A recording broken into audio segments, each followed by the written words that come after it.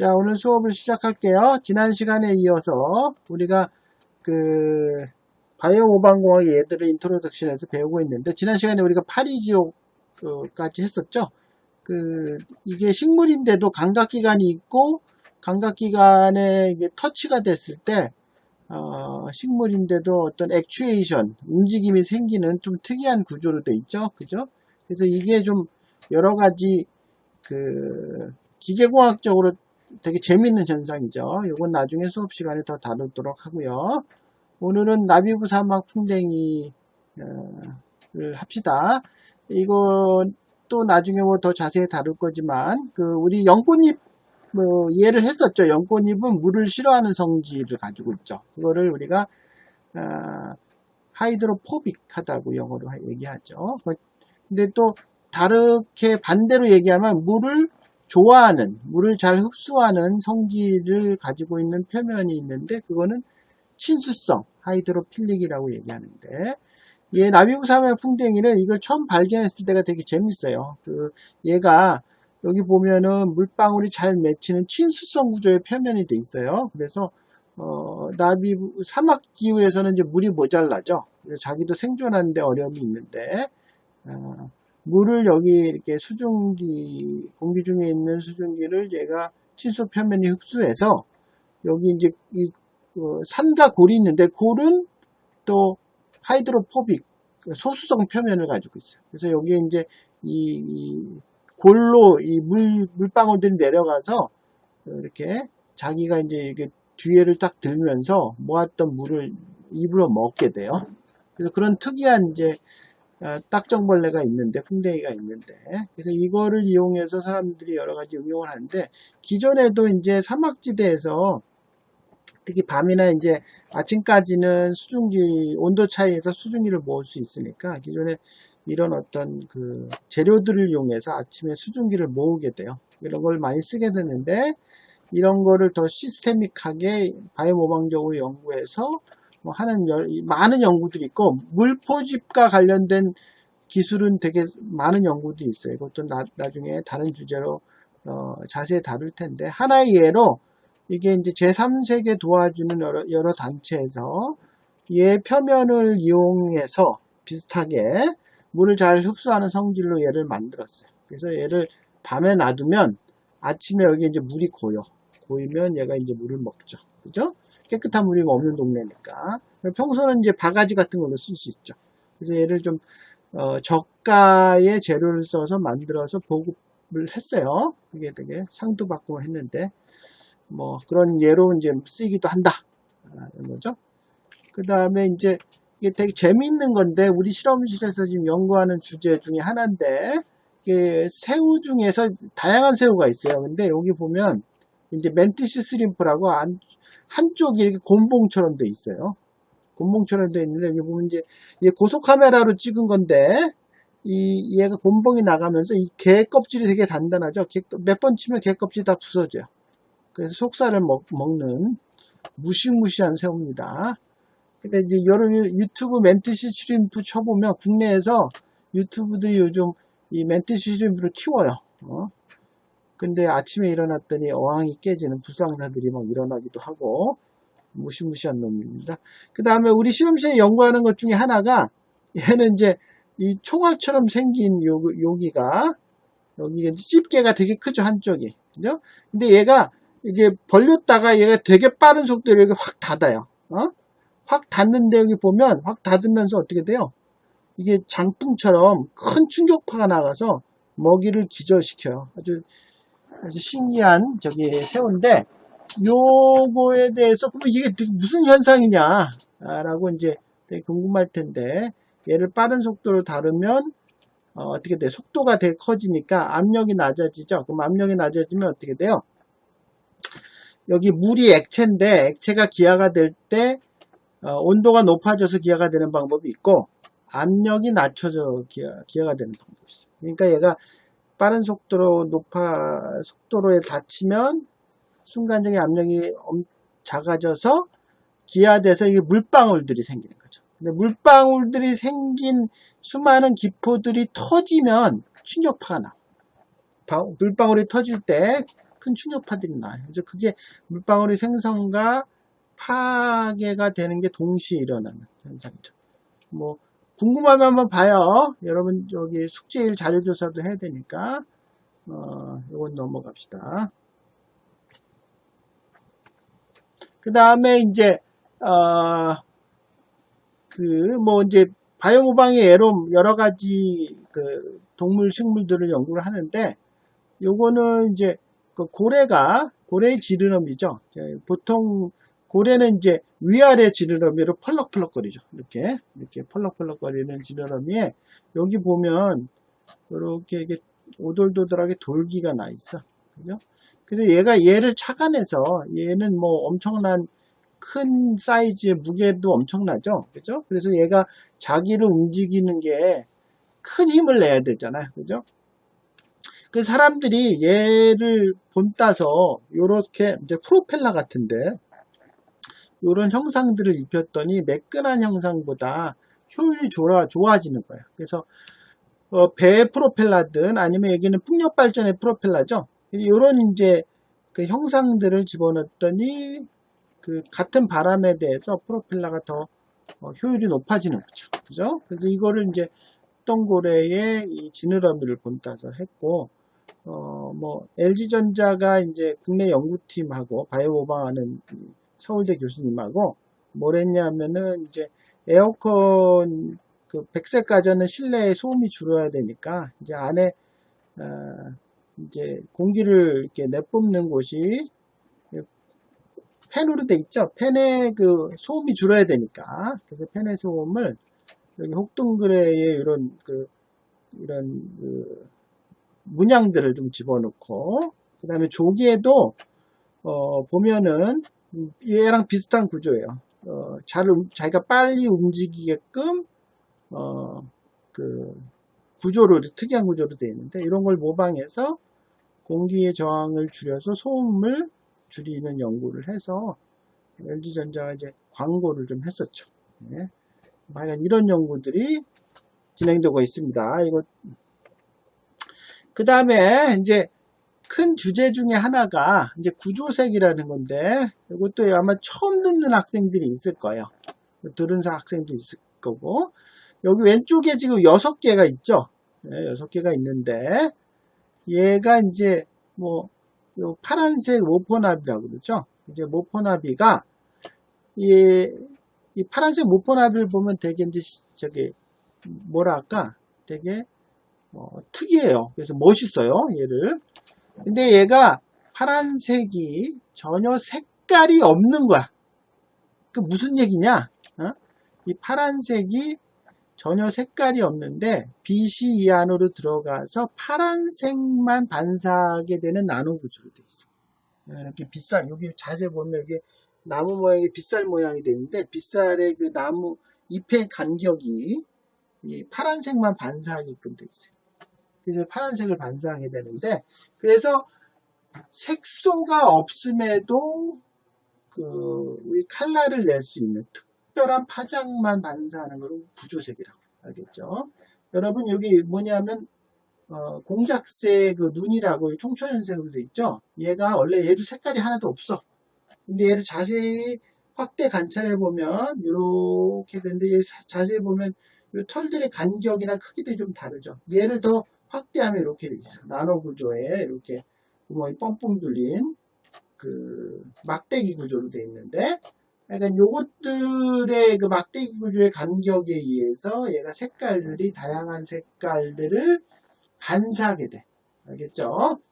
또 재밌는 거는 이제 흰색 풍뎅이 중에 원래 흰색인데 흰색은 삼원색을 동일하게 반사해야 흰색이죠. 근데 얘가 흰색을 내요. 그 사람들이 흰색을 만드는 게 쉽지 않죠. 그죠? 근데 이 삼원색을 동일한 어떤 세기로 반사시키는 구조를 얘를 모방해서 사람들이 만들려고 해요. 되게 어렵지만 흰색을. 반대로 이건 이제 나방 눈의 그 구조인데 얘는 모든 색깔, 모든 파장을 다 흡수해요. 그래서 이제 렌즈의 코팅이나 그 다음에 우리 뭐 태양 패널에 많은 빛을 흡수해야 되니까 왜냐하면 이게 맨들맨들하니까 태양빛이 비치면 어떻게 돼요? 일부 파장들은 이제 반사가 되겠죠. 그렇지 않게끔 하려고 이렇게 끼는 거고, 얘는 이제 일종의 뭐 물에 사는 벌레인데, 벌레의 털들이 이제 나노 털로 돼 있어요. 옵틱 파이버 비슷하게. 그래서 무지개 색깔, 총천연 색깔을 내고, 여기 이제 비버인데, 비버의 여기도 파란색. 요게 구조색이에요. 알겠죠? 그래서 파란색을 내게 되는. 그래서 요것도 우리 실험실에서 많이 연구했고, 요즘은 좀 덜하지만 박정현 교수님 실험실에서 이제 이런 이제 나노 구조를 가지고 색깔 내는 그런 연구들을 많이 하죠. 요거는 나중에 한 챕터로 다 다룰 거예요, 또. 그래서 이제 나노, 지금 좀 전에 얘기한 이게 모포나비를 모방해서, 일본에서 이제 이 특허로 해서 섬유를 만들었어. 알겠죠? 그래서 이 섬유가 원래 색깔이 없는 거야. 알겠죠? 색깔이 없으니까 어떻게 돼요? 좀 특이하죠? 뭐 특이한. 그리고 구조색이 그 기존 염색에 의해서 색소에서 색깔 내는 거랑 크게 다른 점이 뭐냐면 뭘 것 같아요, 여러분? 이 각도에 따라서 파장이 변해요. 그렇죠? 우리가 보는 각도에 따라서. 그래서 얘도 마찬가지로 약간 이제 그 모포나비를 이렇게 보는 각도를 달리하면 다르게 되는데, 요거는 나중에 뭐 여러분한테 다시 보여줄게요. 그래서 얘도 이제 보면 이렇게 보는 각도에 대해 색깔이 약간씩 변해. 근데 얘가 이제 특허도 내고 열심히 개발을 했는데 잘 안 팔렸어요. 그래서 지금은 더 이상 생산을 안 해요.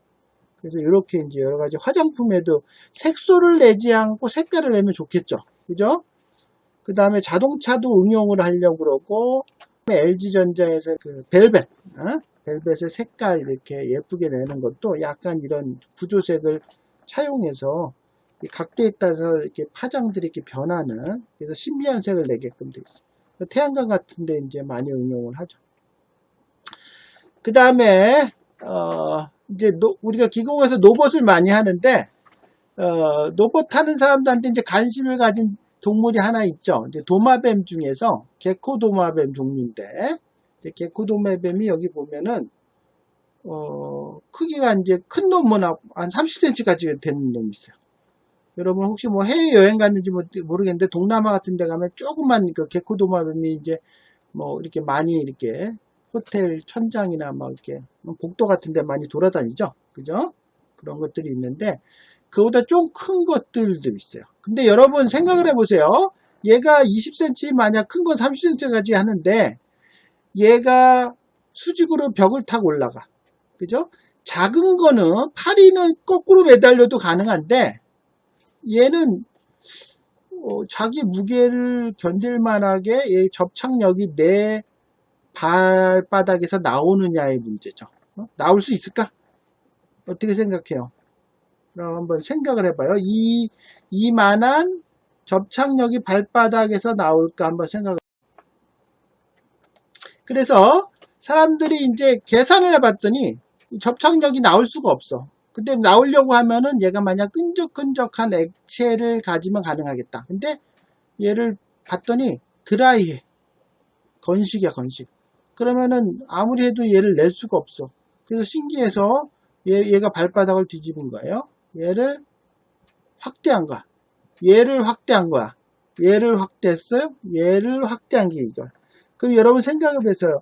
이 나노 이 털의 가닥이 직경이 200에서 500 나노의 털이 개수가 얼마나 되겠어요? 여러분 생각해봐요.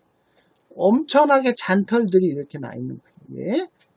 그래서 얘가 발바닥이 아주 나노털의 엄청난 숫자로 돼 있어서 요 표면을 올라갈 때 접촉 면적이 증가 플러스 이제 이 나노털로 돼 있어서 여기 바닥 면과의 거리가 줄어들어요. 그래서 접착력 중에서 만데르바스 포스 힘이 작용을 해.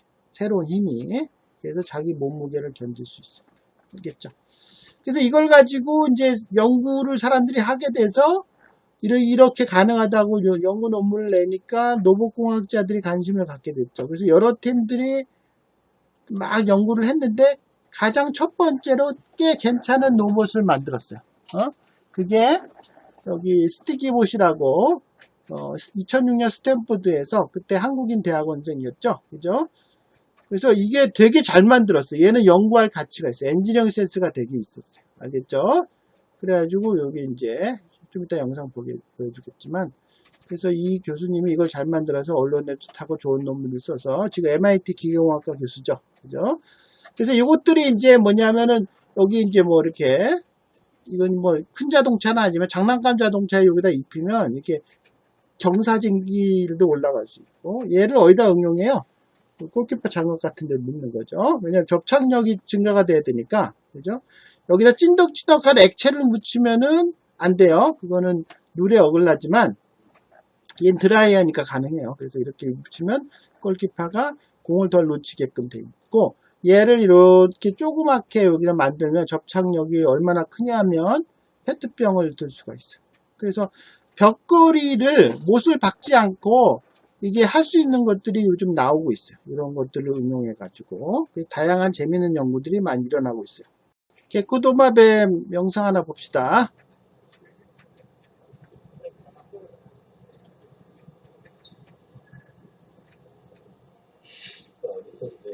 버클리 대학의 생물학자 로버트 풀 교수는 동물의 이동 원리에 관심이 많다. It's a large gecko from 꽤 Southeast 크죠? Asia. 그는 몇 년 전부터 게이코 도마뱀을 연구하고 있는데 이 도마뱀에겐 특별한 능력이 있다.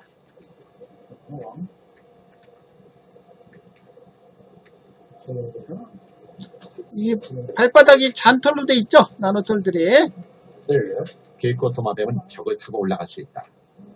미끄러운 유리벽도 예외가 아니다. 이게 딱 펼치면서 붙죠? 그죠? 뛰려고 그래요. 뛸 때는 이제 방향성을 가지고 풀 있어야 돼요. 교수는 도마뱀이 벽을 타고 오를 수 있는 비밀을 알아냈다. No, it's right. There it goes. Well, the animals have very unusual toes. Their toes are able to grab onto the wall by uncurling like this, and then they peel away from the surface very, very quickly. And on each toe, they have tiny little hairs, and they can have 1,000,000 of these tiny little hairs that all have little branches at the end. And each of those branches is so small, it's like millionths of an inch, really very tiny. And they have about 2 billion of those tiny tips. 도마뱀이 벽을 타고 올라갈 수 있는 비밀은 발가락에 있다. 도마뱀의 발가락엔 수백만 개의 털이 있고 그 털끝은 다시 여러 갈래로 갈라져 있다. 도마뱀은 벽을 타고 오를 때 이 수십억 개의 털끝에 작용하는 힘을 이용해 접착력을 얻는다.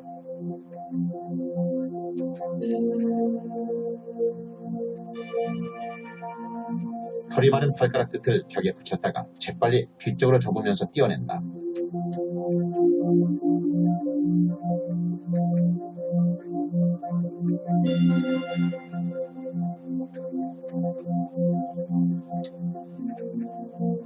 로버트 풀 교수는 이 원리를 오랜 시간 관찰을 통해서 알아냈다.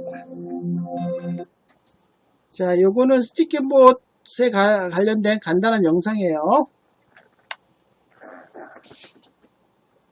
여기 보면은 적은 수의 액추에이터를 써가지고 여기 보면은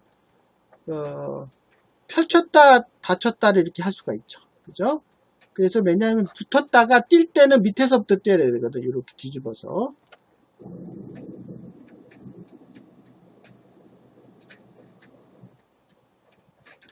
그래서 로봇공학자들이 이제 생명체를 모방해서 이제 다양한 로봇을 만들기 시작하는데요. 뭐 기본적으로 로봇이라는 게 뭐 사람 휴머노이드 로봇도 그렇고 그 생명체가 다양한 형태로 로코모션이라고 그러죠. 이동하는 어떤 메커니즘을 가지고 있으니까 그걸 본따서 뭐 재밌는 로봇들을 많이 만들죠. 요거는 이제 뭐 특수 용도로 군사 용도로 만드는 것도 있고 뭐 그냥 로봇공학자들이 재미로 뭐 여러 가지 이제 기존의 생명체들을 본따서 이제 뭐 다양한 로봇들을 만들기도 하죠. 그죠? 뱀 로봇도 있고, 지금 말한 개코 로봇도 아까 그 로봇 말고도 되게 비슷한 게 많죠.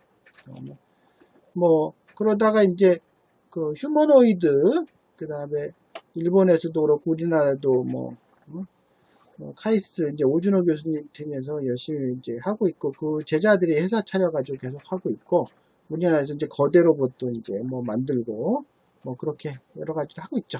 네.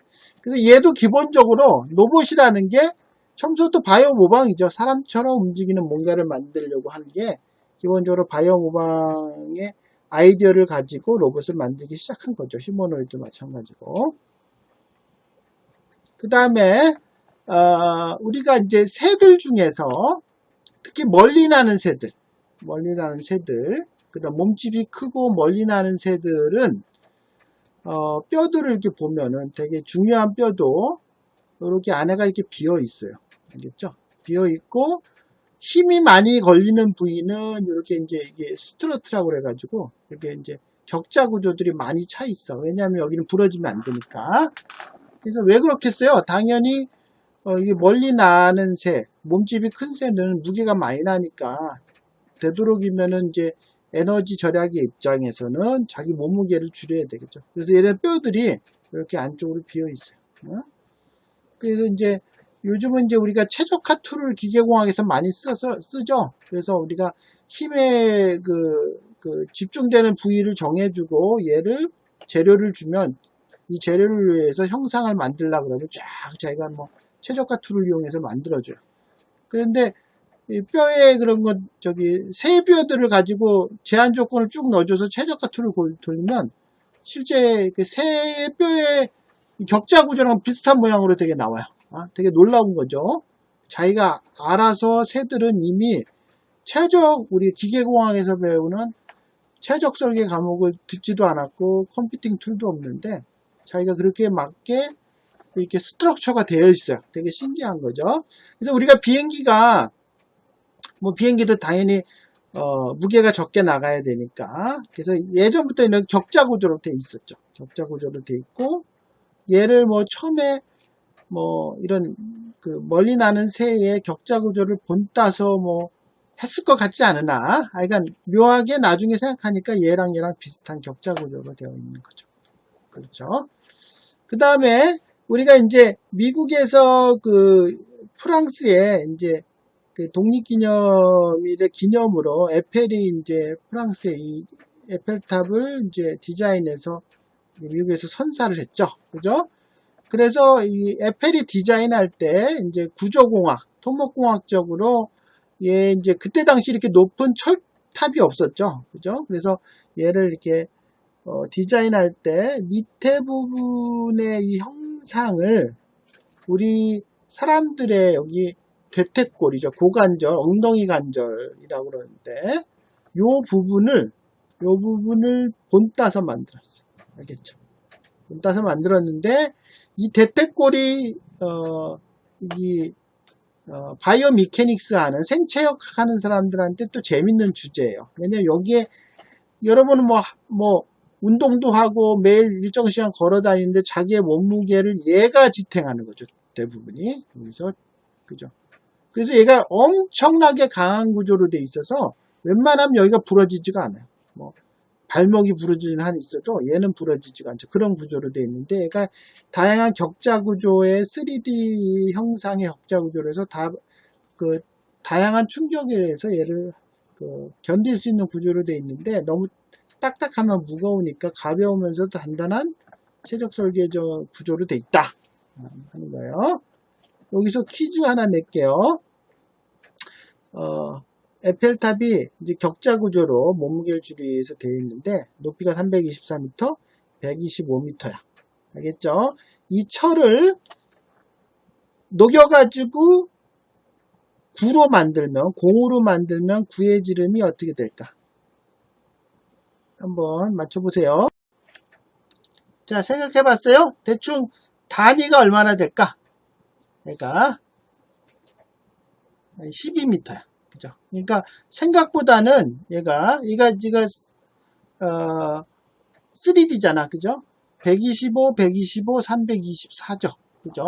그래서 걔를 곱하면 엄청난 밀리스퀘어가 나오겠지만 얘가 격자 구조로 있어서 중간에 빈 것들이 너무 많으니까 얘를 다 모으면 12m가 된다.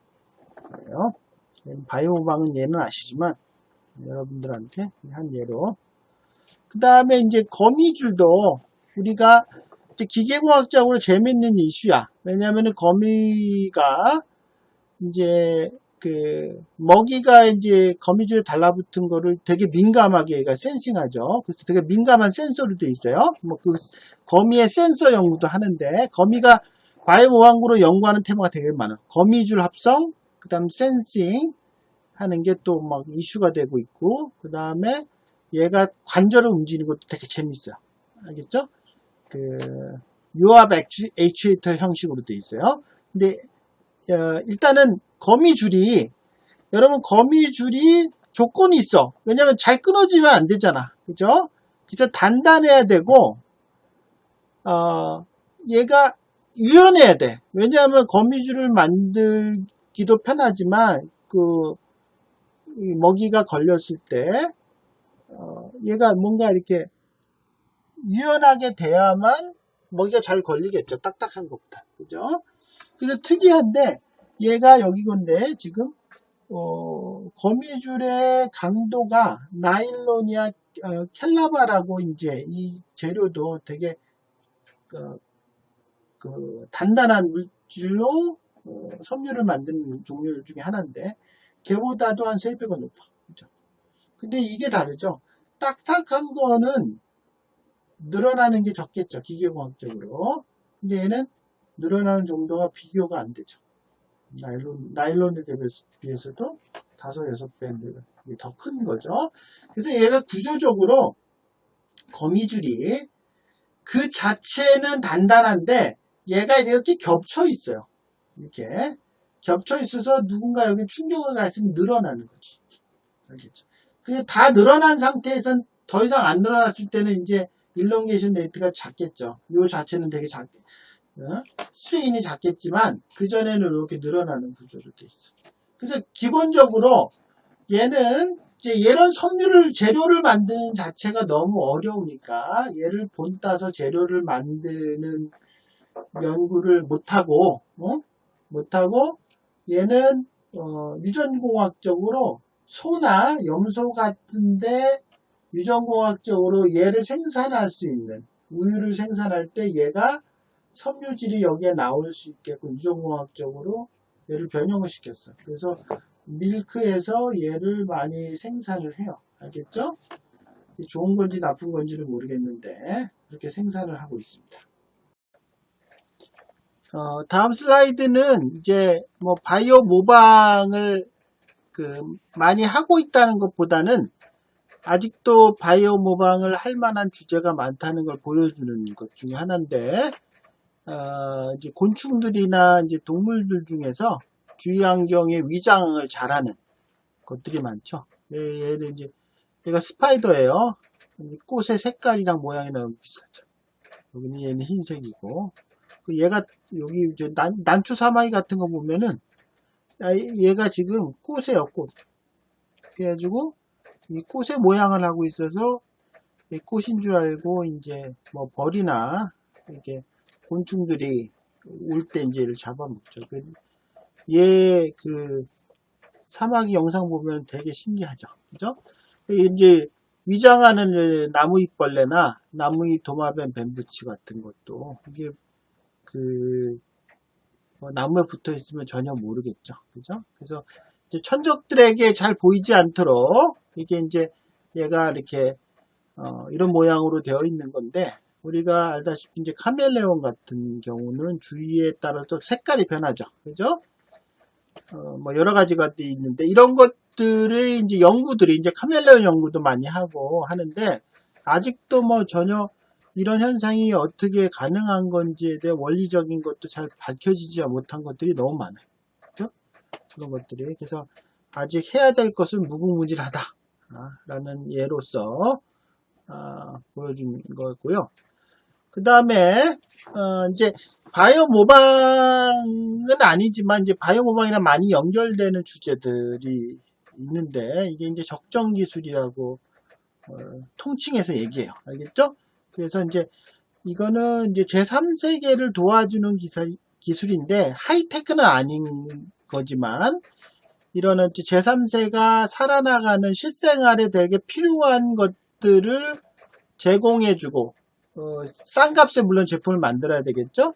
그런 것들을 제공해주는 예예요. 근데 이런 것들을 개발하는 여러 가지 기술자들, 엔지니어들이 또 바이오 모방에서 얘들을 많이 들어요. 근데 요거는 이제 그냥 일반적인 적정 기술이니까 우리가 이제 후반부에 그냥 이런 얘들을 한번 살펴봐서 여러분이 디자인 프로젝트를 할 때 혹시 도움이 될까 해서 하는 겁니다. 그래서 뭐 여기 이제 라이프 스트로라고 유명한 거죠. 많이 생산해서 제3세계 보급을 많이 했어요. 그래서 요거는 이제 요 안에 필터가 있어서 더러운 물을 이제 이렇게 필터가 이렇게 정화하면서 깨끗한 물을 먹을 수 있게끔 만든 것들. 그 다음에 요거는 이제 뭐 물이 없는 지역에서 물들을 매일 머리에 이든지 막 무거운 걸 짐을 지고 매일 이렇게 뭐 물을 가져와야 되는 상황에서 물통을 이렇게 만들면 얘를 잘 이제 끌고 다닐 수 있게 만든 거죠. 그죠? 그래서 이런 것들은 이제 실생활에 많이 필요는 하겠죠. 우리가 알다시피 이제 파라볼릭으로 이게 반사판을 파라볼릭으로 만들면 여기 이제 태양광이 모이면서 요리도 하고 뭐 그러죠. 옛날에 무슨 국내 프로그램 보니까 이거 가지고 누가 이렇게 뭐 요리하는 것도 한번 라면 끓이는 것도 한번 봤는데 하여간 제3세계에서 이런 것들이 이제 많이 필요하죠. 그죠? 그 다음에 요거는 이제 더러운 물을 길어와서 어차피 내가 원하는 곳까지 가면서 페달을 돌리면서 얘를 이제 정화해서 깨끗한 물을 만드는 장치. 더러운 물을 넣어가지고. 그 다음 제3세계 컴퓨터 같은 거는 이제 전기가 없으니까 이제 얘를 쓰지 못하죠. 그래서 이제 요것도 이제 보급한 건데 가격을 싸게 만들어서 얘를 이렇게 돌리면 자가 발전을 해요. 그래서 이렇게 컴퓨터를 쓸 수 있게끔 만드는 거죠. 그 다음에 뭐 이제 전기가 없는 곳에서 이게 이제 전구를 달 수가 없으니까 요런 우리가 이제 페트병에다가 물을 담궈서 이렇게 이제 놓으면은 낮에는 여기 이제 어두운 창고 같은 데가 되게 밝아져요. 이게 이제 빛의 전반사를 이용한 건데 뭐 하여간 뭐 이런 거든지 요거는 이제 이게 이제 세탁기가 없는 지역 사람들이 많잖아요. 물에다가 여기다 이제 세탁물을 넣고 뚜껑을 닫은 다음에 앉아가지고 얘를 돌리면 얘가 이렇게 돌아가면서 이게 빨래를 손으로 이렇게 빡빡 문지르는 게 너무 힘든 작업이죠. 그죠? 이거를 이제 뚜껑을 닫고 앉아가지고 여기 페달을 밑으로 이렇게 누르면 얘가 쫙 돌아가면서 빨래를 이렇게 이제 세탁을 해주는 거죠. 그 다음에 이제 바다에 만약 표류가 됐을 때, 이 바닷물이 없잖아. 오래 생존하면 물을 먹어야 되는데, 바닷물 먹으면 큰일 나죠. 그죠? 그래서 요거를 평소에 적고 있다가, 딱 이제 바람을 분 다음에 놓으면, 이게, 태양빛이 있으면 여기 이제 바닷물을 여기다 넣어놓으면, 태양빛에 해가지고 수증기가 막 올라가죠. 그러면 여기 수증기가 여기 표면에 붙어가지고 쭉 내려오겠죠. 그래서 여기 내려와서, 여기는 깨끗한 물, 담수가 이제 모이는 거죠. 얘를 먹을 수가 있어요. 알겠죠? 그래서 햇빛이 씌어진 데는 얘를 할 수가 있죠. 그죠? 우리가 뭐 산에서 조난당했다. 근데 우리나라는 뭐 산에도 뭐 물들이 근처에 있으니까 뭐 이렇게 그런 상황이 안 벌어지겠지만 주위에 진짜 물이 없다. 그러면 이제 땅을 파다가, 요렇게 비슷하게 이제 비닐 같은 거 덮어가지고 하면은 흙 속에 이제 수증기들이 모여가지고 이렇게 할 수가 있죠. 뭐 그런 어떤 뭐 적정 기술의 예들이에요. 그래서 이런 것들이 제3세계나 위급한 상황에서 잘 쓰일 수 있는 기술들이 있어 이런 것들이 이제 실생활에서 많이 필요한 거죠. 그래서 이제 우리가 기계공학도로서 적정 기술을 잘 보급하는 것도 제3세계 사람들을 위해서 좀 중요한 거고, 몇 개 학교에서는 적정 기술을 되게 이게 많이 학부생들에게 권장하고 뭐 외부에 연결해서 이렇게 연구도 하고 그런 걸 많이 해요. 다음 슬라이드는 뭘 보여주냐 하면요. 왼쪽은 이제 실제 생명체들의 이제 크기 순으로 쭉 나타내 준 거예요. 개미하고 뭐 여기 더스트 마이트 여기 지금 잘 안 보이는데 여기 보면은 더스트 마이트가 있죠. 예. 이쪽으로 가야겠다. 더스트 마이트가 집진드기죠. 집진드기가 200 마이크로미터. 그 다음에 우리가 이제 머리카락을 보통 100 마이크로미터로 보죠. 100 마이크로미터. 그 다음 뭐 적혈구 뭐 여러 가지 이제 크기가 점점 작아지죠. 그죠? 그러다가 이제 나노미터 사이즈로 오는데 이제 요거 나중에 이렇게 하겠지만 이제 우리가 그 운동을 할 때 에너지를 내는 걸 ATP 합성을 하는데 얘가 회전 모터가 들어가 있어요. 10나노에 이제 기계공학적으로 뒤집어지는 메커니즘이 놀랄만한 메커니즘이 이제 아주 작은 사이즈로 되어 있어요. 그리고 이제 나노미터로 오면 DNA가 1나노, 그 다음에 우리가 원자가 한 0.01 나노미터 정도예요. 이게 이제 실제 생명체가 그 생명을 유지하기 위해서 실제 작동하는 아주 놀라운 메커니즘들인데 우리가 이제 깎아서 만들어서 뭐 핀의 헤드가 1mm 깎아서 그러다가 이제 1980년대부터 MEMS 기술이 발전하면서 마이크로 사이즈를 이제 반도체 공정으로 만들기 시작했죠. 그죠?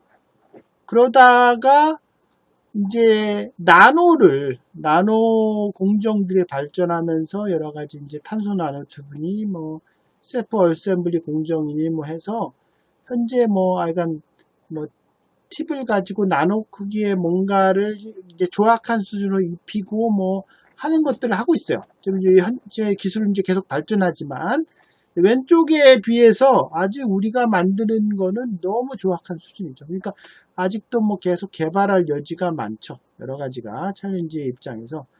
그래서 이제 요거는 이제 비교하는 입장이고 바이오 모방할 게 미시세계로 가면서도 되게 할 게 많다라는 걸 좀 보여주는 겁니다.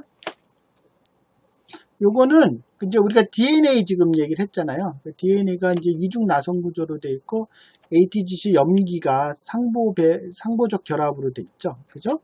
그래서 이제 여기가 우리 염색체인데 염색체를 이렇게 풀어 가지고 이제 코돈이 돼서 코돈에 이제 이렇게 이제 이중 나선 구조로 해서 여기 이제 복제하려면 쭉 얘가 풀어지면서 RNA에 관련해서 쭉 복제를 해가지고 새로운 이제 DNA를 합성을 하게 되는 건데, 얘 크기가 이제 이중 나선 구조의 나노 크기로 돼 있죠. 그죠? 근데 이제 뭘 얘기하냐면 현재 상용화된 제품 중에서 나노 크기로 되게 값싸게 만드는 종류가 하나 있는데 그게 이제 하드디스크예요. 내가 예전에 유학 가서 석사 때 연구했던 거야. 1989년, 90년에 연구했던 건데 석사 논문을 하드디스크 관련 연구를 했었는데 지금은 이제 이거보다 더 이제 간격이 떨어졌지만 여기 이제 마그네틱 헤드가 여기 디스크에 여기 이제 자기 기록 물질을 여기다 입혀요. 그럼 헤드가 왔다 갔다 하면서 얘가 N과 S극으로 자화를 시켜서 기록을 하고 읽는 헤드가 이제 이게 얘를 지나갈 때 이제 튀는 신호를 가지고 데이터를 복원을 하죠. 근데 이제 이게 기계공학적으로 빨리 데이터를 읽어야 되니까 이 포커싱을 하는 부분, 이 갭 컨트롤을 안 해요. 갭 컨트롤을 어떻게 하냐면 얘가 빠른 속도로 도니까 이 헤드 슬라이더 형상을 잘 디자인해서 이 디스크의 안쪽이랑 바깥쪽이 같은 플라잉 하이트로 움직이도록 얘를 헤드 슬라이더를 디자인해요. 알겠죠? 그래서 안쪽 반지름하고 바깥쪽 반지름이 선 속도가 다름에도 동일하게 얘가 요걸 유지해요. 그래야만 이게 자화를 시키는 비트 사이즈가 동일하기 때문에. 근데 지금 이게 몇 나노미터야. 몇 나노미터이기 때문에 지금 우리 그 더스트 파티클이 10 마이크로미터고 핑거프린트 우리가 하드디스크에 여러분이 지문을 찍으면 손바닥을 대면은 얘는 페일이에요. 알겠죠? 왜냐면 핑거프린트가 4 마이크로미터거든요. 안에 있는 잡다한 먼지가 붙어요. 알겠죠? 그래서 얘는 이제 옆에서 담배 연기가 들어가면 페일이야. 알겠죠? 근데 그런 나노 기술을 가지고 지금 비트 사이즈를 만들고 해요. 알겠죠? 근데 얘는 일령 데이터를 읽는데 내가 왜 이 얘기를 했냐면은 사람들이 DNA 얘기하면은 뭐 아무렇지도 않게 생각하는데 우리는 이진법을 쓰죠. 근데 이진법을 쓰는 이유가 뭐예요? 데이터를 저장하고 읽을 수 있는 기초 단위를 이진법을 한 게 그게 가장 편하니까. 왜냐면 이게 저장 장치인데 N과 S극 두 개로 하면 이게 일령 데이터를 만들 수가 있잖아요. 그래서 모든 기록 장치나 관련된 거는 다 우리가 이진법을 쓰도록 지금 되어 있죠. 디지털 신호죠. 그죠? 여러분 여기 DNA는 사진법 코딩을 써요. 알겠죠? 그럼 우리가 왜 사진법 코딩을 안 썼냐? 너무 복잡해서 안 썼어요. 여러분. 그러면 이 사진법 코딩은 이게 오랜 시간에서 우연히 만들어질 수 있는 거냐? 여러분 생각을 해봐. 코딩이라는 거는 내가 어떤 규칙을 알고 그 안에 규칙을 이미 미리 짜가지고 거기다 프로그램으로 집어넣어야 돼. 그래 읽고 쓰기를 하는 거죠. 그죠? 이건 오랜 시간 어떤 진화나 우연히 막 연속돼서 일어날 수 없는 구조야. 이건 100% 지적인 존재가 얘를 프로그램에서 집어넣었어요. 알겠죠? 근데 이거는 아무도 얘기를 안 해. 그죠? 이거는 물리적으로 이런 어떤 단백질이 합성되고 하는 거는 어떤 오랜 시간에 걸쳐서 이루어질 수 있다라고 막 막연히 얘기하는데 소프트웨어에 대한 얘기는 안 해요. 사진법 코딩에 대한 건 100% 불가능해요. 이거를 별로 우리 시대는 얘기를 안 해요. 우리는 이진법을 쓰는데 사진법 복잡한 코딩을 누군가 이미 설계해서 여기다 집어넣어 놨어. 알겠죠? 또 하나 얘는 이거예요. 지금 모터 연구에 관련 일반적인 모터고, 요게 이제 1980년대에서 버클리 대학에서 처음으로 머리카락만한 모터를 반도체 공정, 램스 공정으로 정전기식으로 돌아가는 모터를 세계 최초로 만들었어. 마이크로 모터. 알겠죠? 그리고 90년대 초에 탄소 나노튜브로 이 나노 크기인 쪼가리, 아주 동그랗게도 못 만들었죠? 이 나노 크기의 뭔가를 돌렸다고 해서 사이언스에 난 논문이야. 지금은 뭐 이거보다 훨씬 정교하게 만들지만, 하여간 처음으로 뭔가 인간이 나노 크기의 뭔가를 돌렸다, 원하는 방향으로. 나노 모터도 아니지만 그냥 돌렸다고 해서 모터. 알겠죠? 근데 이거는 뭐냐면은 박테리아 편모인데 여러분, 얘는 요 폭이 한 10나노, 20나노야. 알겠죠? 폭이. 정교한 단백질 부품으로 되어 있는데 이걸 이제 전자혁명이 발달하고 얘를 보다가 뭐 생물학자는 그런가 보는데 기계공학자들은 이걸 보면서 아주 뒤집어진 거예요. 왜냐면은 이 나노 크기의 첨단 모터가 여기 들어가 있는 데다가 이 꼬리가 물속에서 움직이려고, 그죠? 이 박테리아가 물속에서 움직이려고 꼬리가 이렇게 달려 있는데 이 꼬리가 유연하게 돌아가. 근데 여러분 우리 기공학적으로 유체학에서 배웠죠? 얘가 점성이 심하거든. 얘가 작은 사이즈가 되면 점성의 역할이 커지죠. 레이놀즈 수 때문에. 그래서 얘가 점성으로 회전하려면은 이 비틀린 방향으로 엄청난 힘을 봐서 얘가 뭉개질 수밖에 없어요. 딱딱한 꼬리는 돌아가는데 유연한 꼬리는 못 돌아가. 알겠죠? 그런데다 얘가 빨리 이렇게 돌다가 갑자기 반대 방향으로 회전을 해. 그게 가능하려면 중간에 클러치 구조가 있어요. 자동차처럼. 그리고 플렉서블하게 각도 조절하는 유니버설 조인트 구조가 있어요. 근데 이게 엄청난 작은 나노 사이즈의 부품들이 정교하게 설계돼서 이게 조합돼 있어요. 알겠죠? 그래서 이거를 엔지니어들이 보면은 뒤집어지는 거야. 알겠죠? 근데 이게 재밌는 거는 이렇게 놀라운 생명체의 구조들을 우리가 파고들면 파고들수록 이게 지금 우연히 만들어지기엔 너무 복잡한, 특히 소프트웨어적으로 코딩되어 있다든지 정교한 부품들이 나노 크기를 정교하게 조립되어 있는 거잖아. 그죠? 그럼 누군가 이걸 다 부품들을 설계해서 끼워 맞추고 돌아가게끔 메커니즘을 작동시키게끔 만드는 거 아니야. 그죠? 우연히 뭐 부품들이 떨어져 있다 결합돼서 작동할 수가 없는 거잖아요. 그죠? 근데 우리는 과학에서 이런 모든 것들, 그죠? DNA 코딩도 그렇고 모든 것들은 오랜 시간 진화에 거쳐서 만들어졌다고 계속 배우고 있어. 알겠죠? 근데 그거에 대한 증거는 없어. 근데 걔만 배울 수 있는 구조로 되어 있어요. 알겠죠? 그래서 이제 이런 좀 전에 말한 박테리아 모터라든지 아까 ATP 합성하는 것도 회전 모터거든요. 더 작은. 그 다음에 인간의 이제 여기 회전 모터 말고 리니어 모터도 있어. 우리 몸속에서 생명체 속에서 뭔가를 계속 실어나르는 자동차 같은 트럭도 있고 뭐 여러 가지 있어. 이런 걸 연구하면 되게 놀라워. 알겠죠?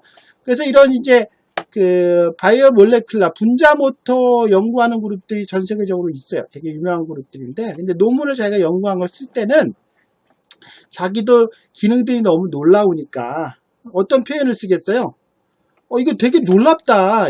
우리는 지금 현재 만들 수도 없는데 분석하는 것만 해도 정말 어려운데 분석하면 할수록 놀라운 거죠. 놀라운 기능들이 여기 다 첨가되어 있는 거야. 그죠? 그래서 이런 표현들을 써.